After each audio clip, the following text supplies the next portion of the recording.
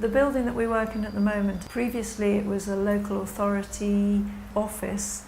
I think it was the housing, part of the housing for Hackney Council, and we still get people coming to ask about social housing here.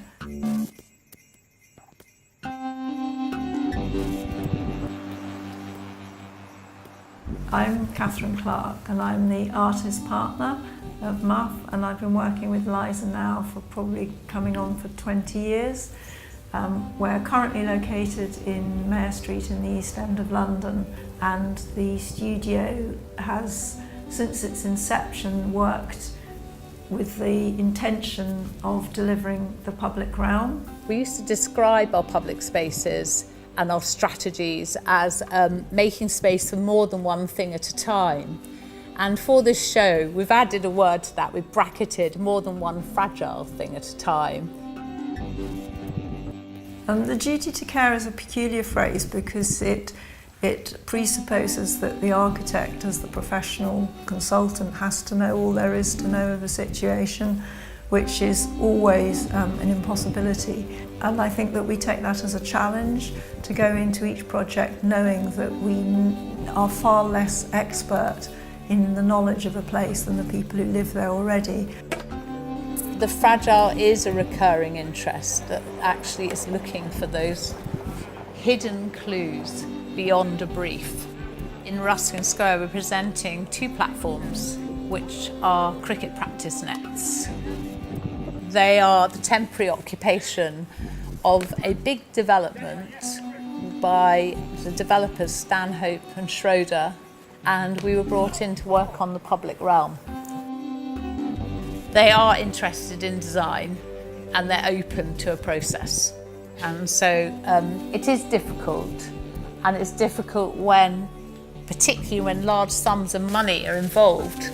That design is the risk line in a risk register, because it has elements that aren't absolutely certain.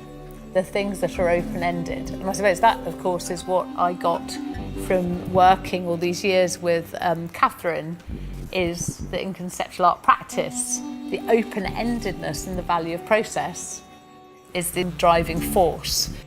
What I'm very much interested in is how you can make space for people to come to a place in such a way that they have to then renegotiate their inhabitation of that space.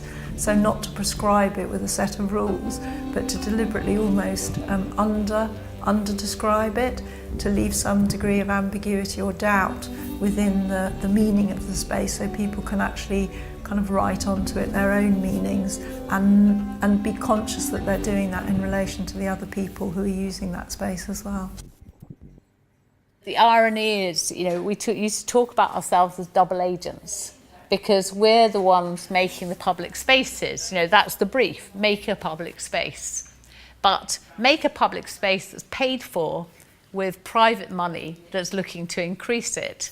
So, the subterfuge first was to introduce life, whether that is the presence of children or the presence of people hanging around or the presence of people just enjoying the sun and not spending any money. But the irony is that sometimes we found ourselves to be triple agents, because there we were bringing in life, but actually what we did do in turn was added the value of the situation.